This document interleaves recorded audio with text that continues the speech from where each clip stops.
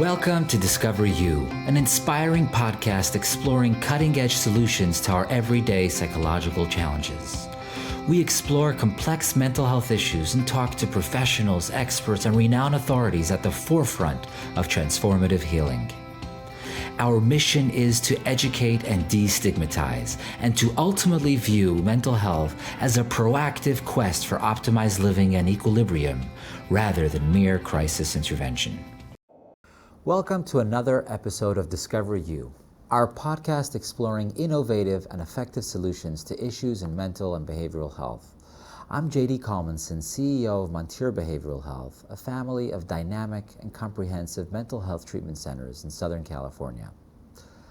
I'm so honored to be able to introduce you to our inspiring and engaging guest today, Teo Alfero.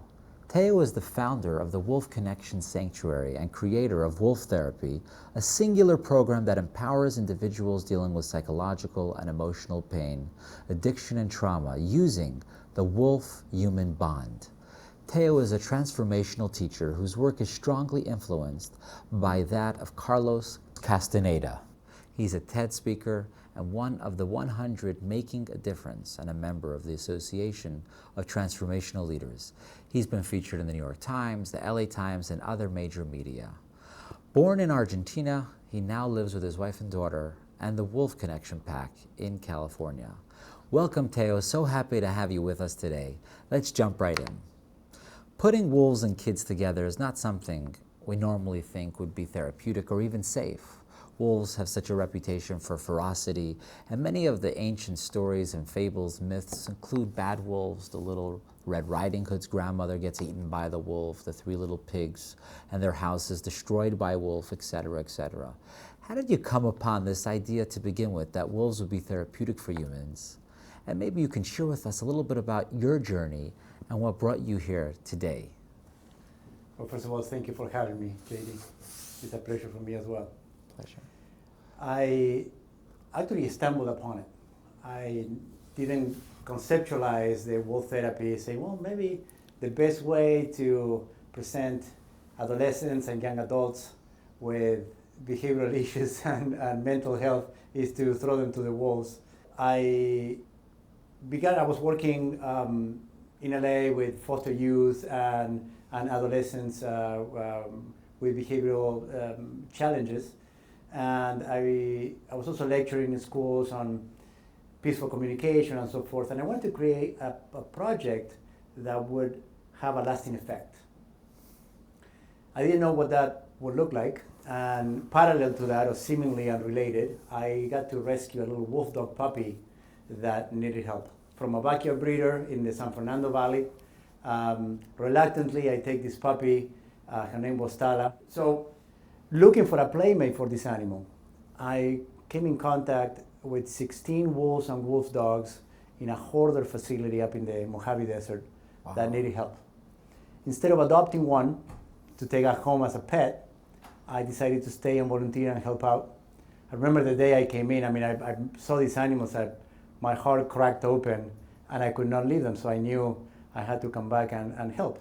So you went from famine to feast, from one wolf to 16. On a total whim, one day I decided to take all 16 of them and found a little piece of land, raw land in the San Gabriel Mountains, where I put a trailer with no plumbing or electricity at the beginning, and I moved in with 16 wolves. Wow. So I found myself the founder of a wolf sanctuary. I remember I had just lectured at Hollywood High School for the senior year. They had 2-day training on violence prevention and anti-bullying techniques. So I called the teacher and invited them to come and visit the wolves. I didn't have a curriculum or a plan or a program. It was just the kids I worked with for 2 days coming to meet the wolves. And what I saw in front of me was magic. Some of the youth that I couldn't get a single word out of them through a 2-day training. One-word answers, monosyllables, to sharing stories openly, joking, laughing, crying. All this transformation was happening right in front of me by the power of the wolf's presence. I didn't do much. I just make sure that no one got hurt. So soon I realized that I had something of value in my hands. I knew how to put a curriculum together, so I began to observe the wolves, and I translated some simple life coaching principles to the wolf behavior. So I merged them, and those became the original wolf principles. The next challenge was to convince school administrators and managers of foster care facilities, and even worse, elected politicians and appointed officials, that the best way to take care of these, troubled youth was to put them face to face with wolves. But eventually, some therapists gave it a shot. People that knew me and trusted me personally, they thought, well, it cannot be too crazy, so we're going to give it a shot. And then success story after success story after success story began to emerge. But that's how I realized that it was effective. By seeing it, by developing it, it was never an intellectual concept. That's amazing. That's amazing. And in my experience, the source of many behavioral health issues can be traced to a feeling of not belonging, of not being affirmed or existentially valued and validated. And that's why, as a whole, working with animals would seem to provide clients or troubled individuals with a strong bonding experience where they feel affirmed and validated and valued, regardless of what they may or may not have achieved or accomplished, regardless of how beautiful or successful society might perceive them to be. So animals sort of offer this unconditional, non-judgmental connection and love that is constantly validating and affirming. They never show disapproval. How would working with wolves differ from other traditional therapies, such as equine therapy or dogs that are therapeutic dogs? Both equine and dog therapy have huge value. Now, unlike wolf therapy that I created and was developed at the ranch, people doing equine and dog therapy, we need to add the word assisted. Equine, horse assisted or equine assisted therapy, dog assisted therapy, because practitioners of those modalities are doing it in 100 different ways, depending on what their training is, if they are trained therapists, or they are somatic practitioners, or body movement, or whatever there is, they add the dog or the horse to the practice. So for instance, leadership training with horses is a lot of reflection. So the way you show up energetically, the horse will reflect, follow, not follow, come, not come, and that will have a significance within the session. For children on the spectrum, they will put them on the horse. So the movement of the horse will create neurological connections that assist with the emotional processing for the child. For dog therapy, we're finding that is a lot of companion therapy, because the dog, unlike the wolf, we have bred the dog to seek the same kind of validation that we seek. So if you look at a dog, they're going to be seeking that connection. Wolves are a lot more independent, and one of the lessons that we teach at the ranch is that a dog will seek this validation, see you as their master, when a wolf will see you as their peer. So it's a meeting of equals with a wolf. They come, they check you out. So if you don't have a deep presence and grounding presence yourself, they will probably become uninterested. Lastly, we can say that the dog therapy is a lot more of a modern human type of relationship, when the relationship with the wolf is a primal relationship. The wolf talks to our ancestral self that used to be a lot more grounded, connected, balanced, and did not need that much validation because we have it internally. Eventually, with our modern times and the creation of buildings and artificial light and shoes and electronics and so forth, we have created an environment for ourselves where we are a little bit more disconnected. Wow.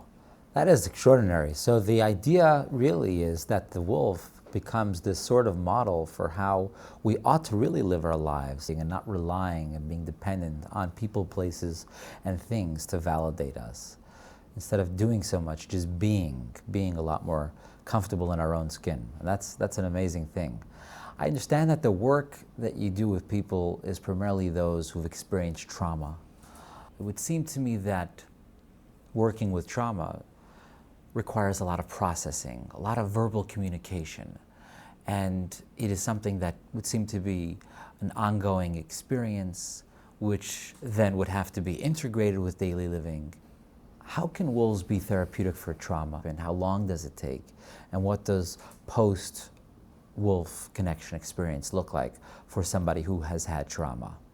Well, that's a profound question that we need to unpack. So let me preamble that by saying I'm not a trauma therapist or a licensed psychologist.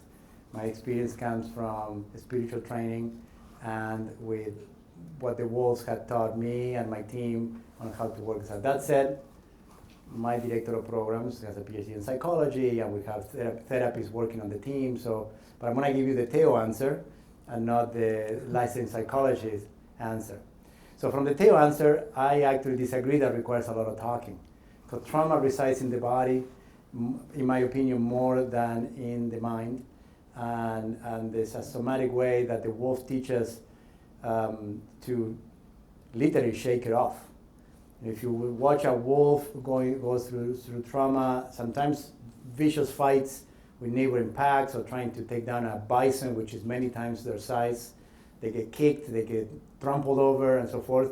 And they have this way to stand up, recenter, shake, recalibrate. Literally recalibrate and shake their body off. Sometimes other wolves come to check on them and do some contact. They lean on each other, and you can see the animal move. And all of a sudden, they're resuming the chase. So how long can it take? Non-linearly, I can tell you that I witnessed trauma disappearing like that. Wow. So very recently, we just finished a group with wounded female veterans in partnership with the LA County Department of Military and Veteran Affairs. We serve the females specifically because they have a specific needs that males don't have. So, and one of the females was talking about she was looking for animal therapy. When she saw this, she jumped on it. And as she said, she's been going through therapy sessions for years now after being deployed, and it didn't make a lot of a difference. In many cases, even she said that talking about it was reinforcing the trauma opposed to releasing it. It's almost like reliving in a traumatic way those events. And she said that when she met the wolves, she felt that she was back in the military with her platoon, having each other's back, knowing that they could count on each other because the wolf has a pack that they live and die for. They put the pack before them, and that's the same in the military. Put the platoon or the comrades before them. And she felt that sense of being back at home without experiencing trauma. She said, I don't feel the jumpiness that I typically feel. I'm not anxious, I don't feel the anxiety. She says, it's actually weird. That was her words. We've seen it many times. This is the best way I can explain it. The wolf connects at a primal level and an ancestral part of ourselves that resides beneath all the socialized learned behavior. So all the pains and hurts and trauma and that lives in a more of a modern human side of ourselves gets bypassed, dug under by the wolf, tap into a more grounded side of us, and it's almost like a factory reset. We see this, you see in their eyes, in their body posture, it's like, and they look around like something missing, my inner dialogue, my inner hesitation, my insecurity is missing. That's the best way I can explain. That's amazing, because that ultimately what you're saying is something so powerful, specifically for folks who are struggling with trauma, is the healing taking place in the manifestation of externalizing those experiences and not allowing them to paint and taint our inner identity, to sort of going back to that pristine dimension of healthiness, of dignity, of comfort in one's own skin, and going back to that place and being in the presence of this powerful animal that does it on the daily. Just being in that sort of presence imbues and imparts that energy to those who really could use this the most. I've heard incredible anecdotal reports about your success bringing wolves to addiction centers.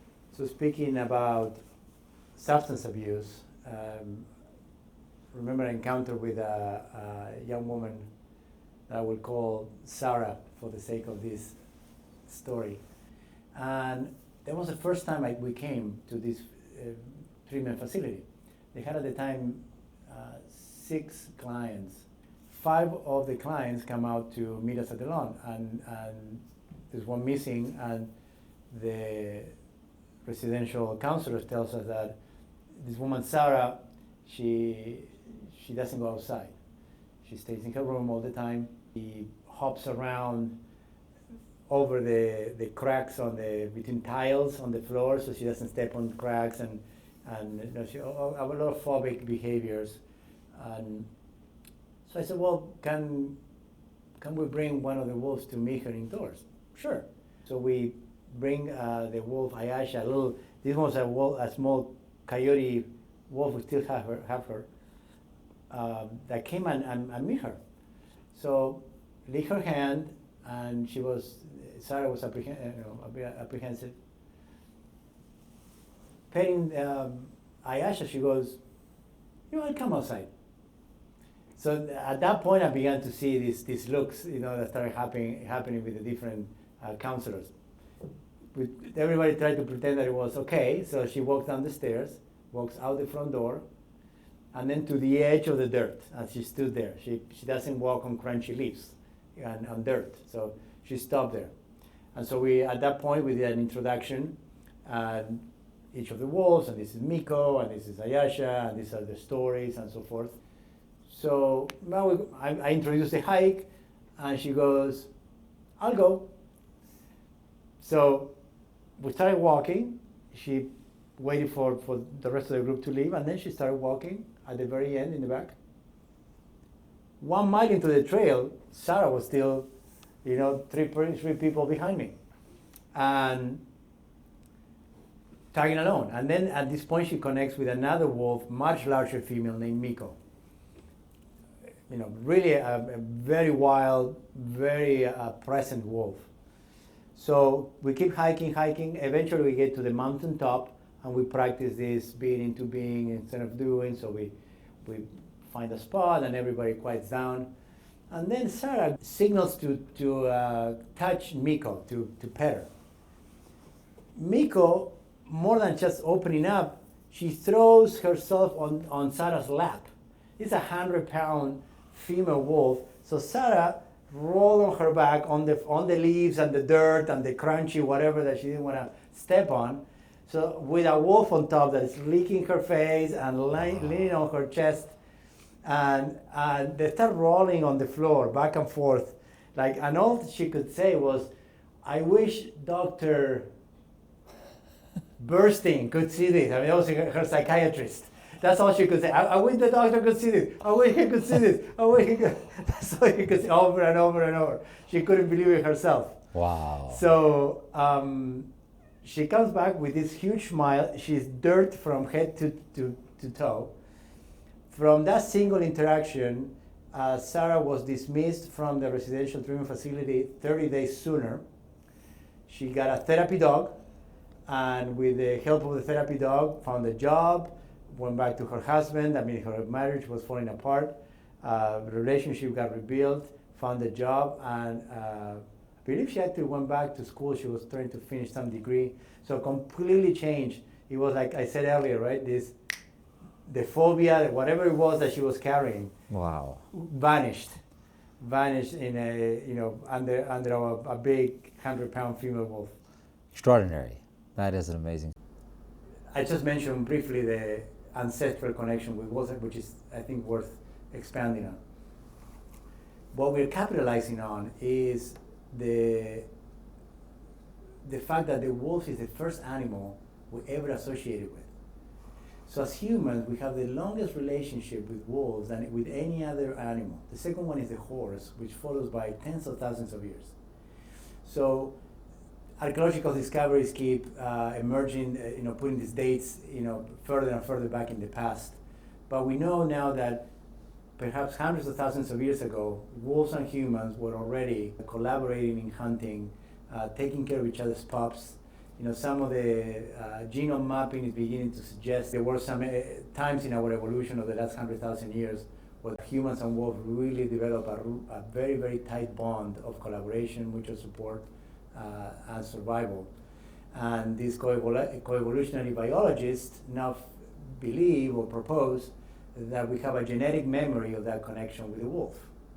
So what we've been trying to demonstrate at the ranch is that a connection in the presence of a live wolf, that ancestral memory gets activated, and that's the source of the healing that we see.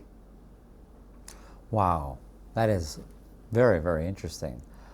One thought that comes to mind, going back to a primal state in which we're able to transcend certain experiences and really just go back to a space within us that preceded all of the challenges. What it's seeming like hearing these words about primal and factory reset is that this method of intervention, as it were, seeks to sort of go into a space and a sphere within the human psyche and experience that really doesn't even acknowledge the negativity and the harmfulness of the problem, the trauma, the addiction, and just takes us to a place or reminds us of a place that we came from and that we can draw inspiration from that reservoir of identity.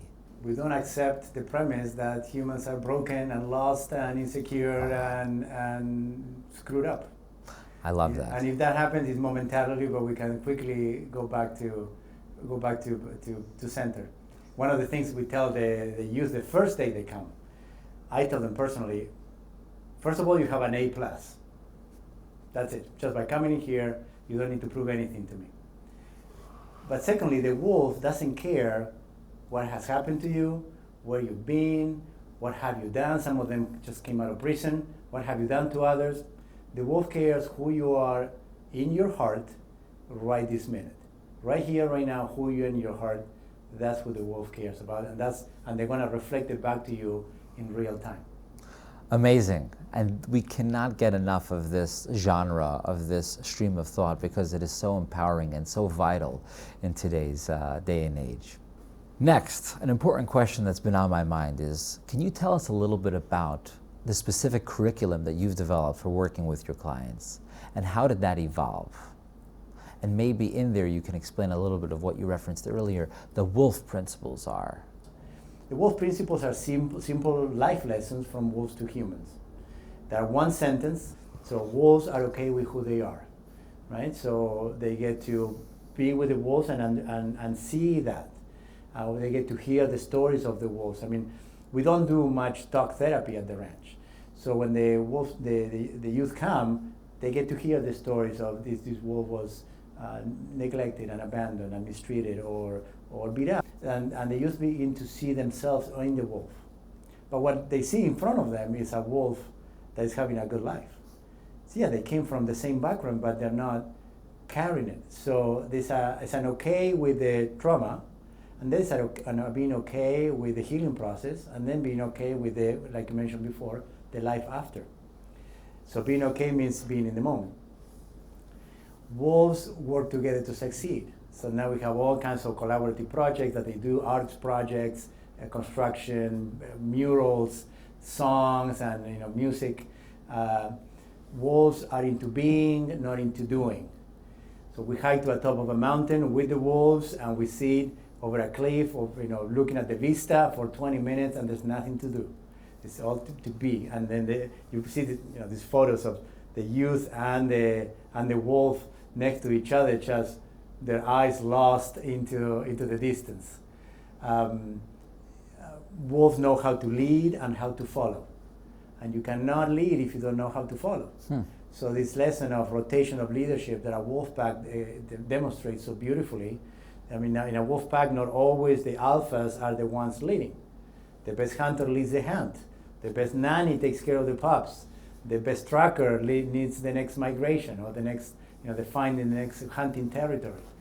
The female, the alpha female, determines where the den is going to be, right? And so in today's youth, there's a lot of pressure of them becoming leaders, which if you look at nature, there's no pup of any species leading anything.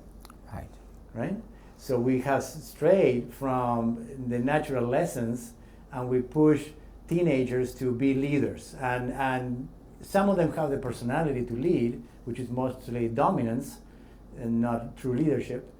But the majority of them ends up having anxiety around the fact that they need to now perform, know what to do, tell others how to do it. I mean, they're not prepared psychologically, biologically, energetically, spiritually to lead anything. So at the ranch, they don't lead anything. We lead and we demonstrate the best quality of leadership we are capable of. So they experience what that kind of leadership feels like. So when their time comes to lead, then they have a model. In the meantime, they can follow. I love that saying that even leaders sometimes have to follow, because it really does represent the diversity that each and every one of us have within our faculties, that there are aspects of our lives in which we need to lead and act, and parts of our lives and faculties that need to follow. There are times we are doing and there are times of being. I think it was Abraham Lincoln who once said, "Give me 6 hours to chop a tree, and I'll spend the first 2 sharpening my axe." There are times that we just have to stop and take a pause. Recently came across a great line from Thomas Friedman that said something to the effect of, "Machines, when you press the pause button, they stop. But when you press the pause button on human beings, they actually start." So there's a part of our humanity that we can really learn from those wolves. Yeah. So do human beings process trauma differently from wolves? And how would you distinguish the emotional intelligence of human beings from the emotional intelligence of the wolves? So the wolf's emotional maturity is centered on selflessness and the service of the pack and the honoring the bond that they have with each other. And I think at the core of our emotional immaturity as humans is selfishness. And even some schools of self-development elicit the what do you want? What do you need? Speak your truth and it's still me, myself, and I, right? Opposed to, let's see if I can speak our truth. Let's see if I can pay attention to what we need. Pay attention to what we want as a community, and then be a voice for that. And I find that to be a lot more emotionally mature. That's so interesting, and you do see this with the wolves so acutely because of how they interact together as packs in a collective front as a unit. Obviously Kennedy famously said, "Ask not what your country could do for you, but ask what you can do for your country." And that noble lifestyle of thinking in broader terms, larger than ourselves, is tied directly into what the wolves teach us, in a sense. I once heard that ego, which is really one of the root causes of selfishness, that ego is really just a distraction that we utilize to take our attention away from ourselves. So we identify with our accomplishments, with our net worth versus our self-worth, with all of these external factors to ultimately sort of try and shift our attention away from a certain lack of existential, intrinsic affirmation and validation, which doesn't require any of those external accomplishments, achievements, or factors to make us feel good about ourselves. So when we're truly comfortable in our skin, like the wolves are, which is what you've been, what you see every day and what you've been teaching us just now, then that allows space for others, and the interweaving nature of this collective unit of the pack becomes a sustainable reality. I want to ask you another question. Do you have a way of assessing, on a technical side, the efficacy of the therapeutic work that you're doing? we had a partnership, a 3-year longitudinal study with Claremont University Psychology Department that came and followed the students through the program for that period of time to assess efficacy of the program. So the results are staggering. We were evaluating self-regulation, social emotional processing, integration with nature, and then integration back into their communities. And the results collectively are in the 90th percentile, and huge increases, improvements. For the school programs that we do, we served a school that did it's an expulsion school. Basically, in a whole school district, without going into too much detail, they have 11 or 12 high schools. All the kids that get expelled land into this one school. And these students typically began they call it the cycle of expulsion. So they spend the entire high school going back and forth from this expulsion school. They do 1 semester, they send them back to the comprehensive site, get expelled again, back, and so forth. So when we did this study, the principal of that school tracked 9 or 10 years at that time of all the students that went through the Wolf Connection program. 100% of them never got expelled again. Wow. 100% of them.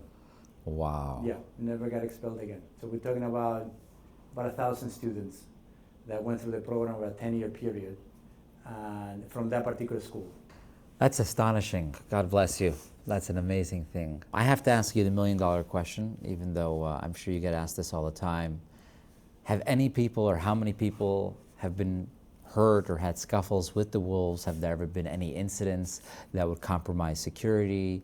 Is there any concerns for somebody coming in from the outside, never having been face to face on the inside of an enclosure, as it were, with a wild animal? In 13 years, we never had a single incident or any of our visitors getting hurt in any way. Scratch, beat, stamp, no, nothing. Nothing. I mean, in the first few years, I was learning how to work with the animals, so I took some risks, and sometimes I got nipped. But Wolf had this way of giving you many warnings. And then my team is super well trained to read the body language of the wolves at the very slight insinuation of discomfort, to lead them for a little walk, pee on a tree, come back, sniff, and then come back and reintroduce them. And we never force an interaction. So if an animal is done, which we can easily tell, go back to the enclosure, and that's the end of it. So interesting. Thank you so much, Teo, for joining us for this incredible episode of the Discover You podcast. We truly appreciate you sharing your time and expertise with us into this really fascinating and not so well known genre of therapy that you've pioneered and created. Is there anything else that you would like to add before we wrap up? Well, I want to thank you for having me. It's been a wonderful conversation. I like to perhaps invite people to check us out online and see what we do. And in addition to all our therapeutic programs, we offer an array of community programs where the general public can come and join and experience a little bit of the magic. Wow, what's the website called? wolfconnection.org. wolfconnection.org. Yep. Amazing. So inspiring, Teo. Really, really enjoyed speaking with you. Thank you so much. And thank you to our audience for joining us for today's episode of the Discover You podcast. At Montare, we want you to know that you are not alone on your journey. And for inspiration, you can find out more at montarebehavioralhealth.com, on YouTube, Facebook, Instagram, and the web. Wishing all of you great health, and see you next time.